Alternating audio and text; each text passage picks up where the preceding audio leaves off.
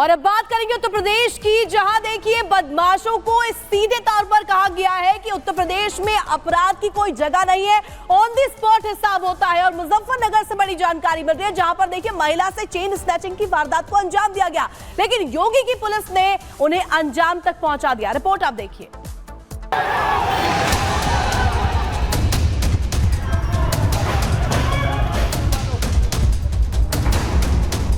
मुजफ्फरनगर में social media post पर बवाल, सड़कों पर प्रदर्शन, पत्थरबाजी से टेंशन, कानून व्यवस्था से खिलवाड़, बाबा नहीं करेंगे बर्दाश्त। यूपी के मुजफ्फरनगर के बुड़ाना में सोशल मीडिया पर विवादित पोस्ट के बाद मचे बवाल पर पुलिस ताबड़तोड़ एक्शन ले रही है। सूबे में शांति सौहार्द बिगाड़ने वालों के खिलाफ सीएम योगी की जीरो टॉलरेंस की नीति के तहत मुजफ्फरनगर पुलिस ने उपद्रवियों पर सबसे बड़ी कार्रवाई की है, जिसके तहत जिले में उपद्रव और पत्थरबाजी करने वाले 19 आरोपियों को गिरफ्तार किया है, जिसमें भीड़ को उकसाने के आरोप में AIMIM के नगर अध्यक्ष आजम की भी गिरफ्तारी हुई है। इलाके में अमन चैन बिगाड़ने के सभी गुनहगारों की धरपकड़ में CCTV के आधार पर पुलिस ने रात में दबिश देकर कार्रवाई की है। माहौल बिगाड़ने के जिन 19 आरोपियों को पुलिस ने गिरफ्तार किया है, उनके पास से 5 मोबाइल, डायरी पेन और एक प्रिंटर मशीन बरामद किए गए हैं। आरोपियों पर कार्रवाई को लेकर पुलिस ने बताया कि ये साजिश कितनी गहरी है, जिसे समय रहते विफल कर दिया गया। कुल 19 लोगों की गिरफ्तारी कर ली गई है। अभी भी हम CCTV फुटेजेस चेक कर रहे हैं, बाकी सारे एविडेंसेस हम कलेक्ट कर रहे हैं। इसमें बाकी गिरफ्तारियां भी जल्द की जाएंगी। जो प्रथम दृष्टया सामने आया है कि सौहार्द बिगाड़ने का प्रयास किया गया था, एक इंसिडेंट को लेकर उसके संबंध में अफवाह फैलाकर इसमें पॉलिटिकल पार्टी के व्हाट्सएप ग्रुप का इस्तेमाल किया गया था। तो इसमें सामाजिक सौहार्द को बिगाड़ने का जो उनका ताना बाना बुना था, उसको हमने तत्काल कंट्रोल कर लिया था और उसी के हिसाब से हम कार्रवाई यहाँ पर कंटिन्यूसली कर रहे हैं। इसमें अभी हम कंटिन्यूसली चिन्हांकन कर रहे हैं फुटेजेस के आधार पर, और जो भी फरार हैं उनकी भी जल्द गिरफ्तारी की जाएगी। वहीं 19 अक्टूबर की वारदात पर सख्त कार्रवाई का भरोसा देते हुए पुलिस ने ये भी बताया कि आरोपियों पर कई गंभीर धाराओं में मुकदमा दर्ज कर जांच चल रही है। पथराव के मुकदमे में बहुत संगीन धाराओं में मुकदमे लिखवाई गई हैं। सारी जो अनलॉफुल असेंबली की जो धाराएं हैं, राइटिंग की धाराएं हैं और डिस्ट्रक्शन ऑफ प्रॉपर्टी की धाराएं हैं, मिसचीफ की धाराएं हैं, वो इन पर जो लगाई गई। मुजफ्फरनगर में 19 अक्टूबर को सोशल मीडिया पर विवादित पोस्ट के खिलाफ एक समूह ने जमकर हंगामा किया था, जिस दौरान सड़कों पर प्रदर्शन कर लौटती भीड़ ने पोस्ट करने वाले युवक के घर और दुकान पर जमकर पत्थरबाजी की थी, जिसके बाद पुलिस ने तुरंत कार्रवाई करते हुए तकरीबन 700 अज्ञात लोगों के खिलाफ मुकदमा दर्ज किया था। वहीं इस मामले में पुलिस ने विवादित पोस्ट लिखने वाले युवक को भी गिरफ्तार किया है। साफ है, यूपी में कानून व्यवस्था से खिलवाड़ करने वाले किसी भी शख्स को किसी भी सूरत में बख्शा नहीं जाएगा, जिसे यूपी पुलिस ने एक बार फिर मुजफ्फरनगर मामले में कड़ी कार्रवाई करके बता दिया है। Bureau report, Republic Bharat. और बात एक सांसद के विवादित बयान की करते हैं।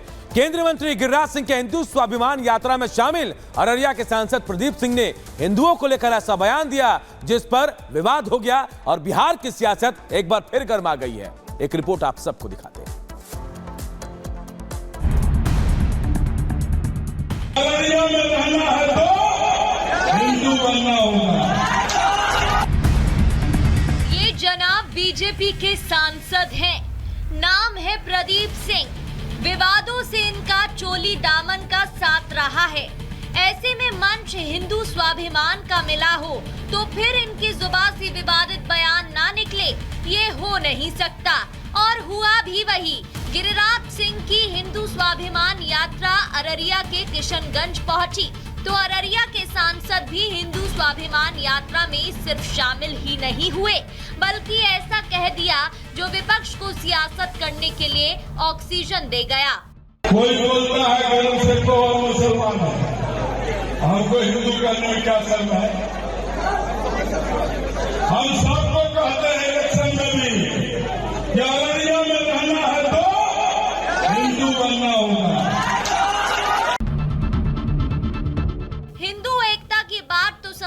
जाती है, लेकिन हिंदू बनने की चेतावनी किसी को रास नहीं आएगी। सीएम योगी ने हिंदू एकता के लिए एक नारा दिया और अब वो संदेश सियासी गलियारों में उफान मचा रहा है। और जब से हरियाणा में बटोगे तो कटोगे का मंत्र सफल हुआ है, तब से सियासतदान इसे भुनाने में जुटे हैं। वैसे गिरिराज सिंह के हिंदू स्वाभिमान यात्रा को लेकर विपक्ष की भ्रिकुटी तनी हुई है, लेकिन गिरिराज सिंह ने अपनी यात्रा को सफल बनाने के लिए पूरी ताकत झोंक दी है। हमारे सारे मंदिर टूट गए पाकिस्तान बांग्लादेश में। अब अपने अस्तित्व को बचाने की ये लड़ाई है। मैंने कहा है हिंदुओं से, तुम एकत्रित रहो, प्रतिकार करते रहो। वैसे गिरिराज सिंह की यात्रा से जेडीयू और बिहार बीजेपी अपने को अलग रखी है और अब बीजेपी सांसद के विवादित बयान ने बीजेपी की मुश्किलें बढ़ा दी हैं। लेकिन कोई एक समुदाय में एकता का संदेश दे रहा है तो इसमें गलत क्या है? जिस देश में कोई समुदाय जातियों में विभक्त हो चुकी है, उसे जोड़ने की कोशिश की जा रही है, तो विपक्ष को मिर्ची क्यों लग रही है? Bureau report, Republic Bharat. और इस बीच तमिलनाडु के मदुरई से एक बड़ी खबर आपको बता दें, जहां चेन स्नैचिंग की एक ऐसी वारदात सामने आई है जिसे देखकर आप भी हैरान रह जाएंगे। 1 मिनट की रिपोर्ट में पूरी खबर आपको दिखाते हैं। तमिलनाडु के मदुरई में चैन स्नैचिंग की खौफनाक वारदात सामने आई है, जहां बाइक सवार चैन स्नैचर एक महिला को घसीटते ले गए। सोशल मीडिया पर 9 सेकंड का वीडियो काफी तेजी से वायरल हो रहा है, जिसमें एक महिला अपने पति के साथ बाइक से आई और उस पर उतरकर अभी खड़ी ही हुई थी कि इतने में ही पीछे से 2 बाइक सवार आए और उसके गले में पहने हुए सोने की चेन पर झपट्टा मार दिया। चेन स्नैचर ने न सिर्फ सोने की चेन खींची, बल्कि उसके साथ महिला को भी अपने साथ घसीट ले गया।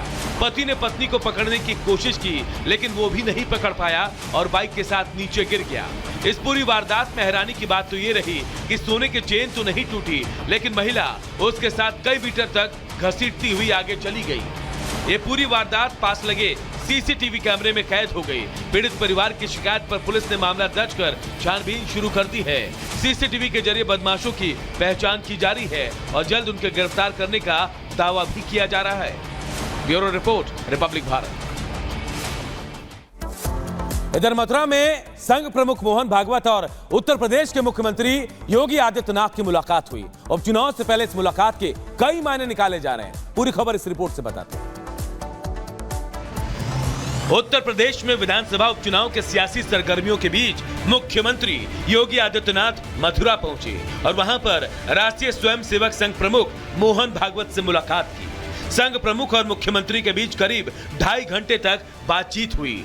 कई विषयों पर चर्चा हुई। लोकसभा चुनाव के बाद ये पहला मौका था जब मोहन भागवत और सीएम योगी एक साथ मंथन करते नजर आए।